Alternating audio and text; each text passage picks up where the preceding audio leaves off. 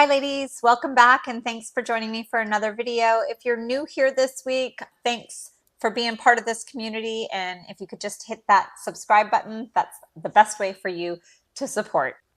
I know how incredibly difficult it is to break free from a narcissist, to disrupt the cycle of abuse, and even harder to break the trauma bond. So I thought I would share a few of the things that I think are the most important in order to do those things. So now the list was created by me through my own experience. Some of the things on this list I did before I left, and some of the things I focused on after I escaped.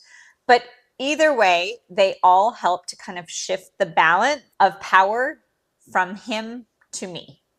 And so here they are, 5 ways that I gained my power when leaving an abusive relationship. And I did these things in this order. Number 1, I began to educate myself.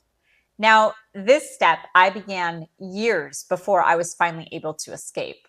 But little by little, this began to set the wheels in motion for me to question more and to begin to put words to what was happening to me and to recognize that I was not alone. I got real serious and real curious about what the fuck was going on. I began to read books on the cycle of abuse. I began to read books about toxic relationships and narcissists. I listened to podcasts and I watched a ton of videos. These videos helped me to feel less alone. I'd listen to other stories of abuse, and they really helped me to put words to what was happening to me. So the other things that this did for me, learning and studying and absorbing all of this information began my journey of that much needed step in healing, which I call absolute acceptance. And this is the idea that you acknowledge that this abusive person will never change. They will never take accountability, and you can do absolutely nothing to change that. So this was a tough one for me, and unfortunately took me years to really accept. I needed to feel like I had done absolutely everything in my power to make this work. And I stayed in denial about my reality for a really long time, even though he continued to show me every single day who he really was. So in addition to this being a really difficult step, this step also brought a ton of grief with it. Okay, number 2, I created physical distance. My situation was severe enough, and I had been through the cycle not creating distance so many previous times that I knew that I needed to not only take myself out of the environment that hurt me, but I needed to create as much distance between me and him as I possibly could. I needed to make it real inconvenient for both of us to have access to each other. And this step brought with it a ton of other things. I needed to leave my home, leave my family, leave my friends.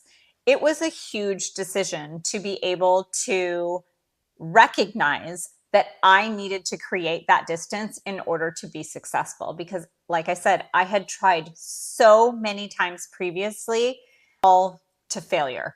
I tried to do it staying in my city, and it just didn't work for me.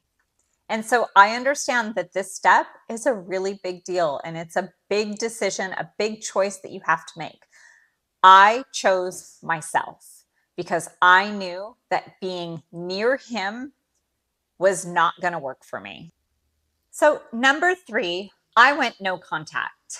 And this one act was likely the most powerful act I could have done at that time. It shifted the power from him to me. It showed him that he was no longer going to have access to me whenever he chose. Now, be warned, I periodically spent 2 or 3 years going no contact. Sometimes it lasted 3 hours, sometimes it lasted 3 months, but I continued to try taking what I learned from each previous attempt as ammunition for my next attempt. To be clear, no contact is blocking on everything. no communication whatsoever, direct or indirect. It's not easy. And sometimes you count the hours, sometimes you count the days, and if you're lucky, you begin to count the months and the years.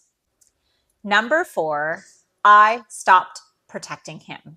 Or in other words, in my case, I exposed him. One of the narcissist's biggest fears is being found out. So for you to stop keeping his secrets, for you to stop protecting his reputation, and for you to rip the mask off in front of everyone is their worst nightmare. For so many years, I did everything I could to be sure that he always looked squeaky clean. And that was mostly fear-based. His threats to my safety, my family's safety, my income, my belongings, my reputation kept me quiet. It wasn't until I stopped protecting him that there was a big shift in power. He no longer had the upper hand. It was all out there for everyone to see. Now, please know that I am not necessarily recommending that everyone do this. It was a very calculated decision on my part and one that I did not take lightly. But for me, it was a very important power move for me to regain my life. And the 5th one, and the one that brought me to being able to make this video right now, is I invested in myself. I invested in myself in countless ways. I invested time and energy and education and therapy and mentorships and coaching. And each of these investments brought with it a different value to my healing process. Each one focused on me, my needs, and my wants. Each one gave me a new perspective, a new way of thinking, new activities, new support. And let me tell you, having some accountability to your own healing outside of yourself is as powerful as it gets.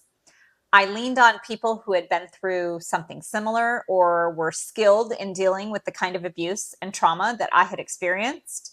People who understood and allowed me to talk about it as much as I needed. People who heard me, who validated me, and wanted to see me do well. Please do not underestimate the power of support, and remember that that support may not look the way you imagined it would look.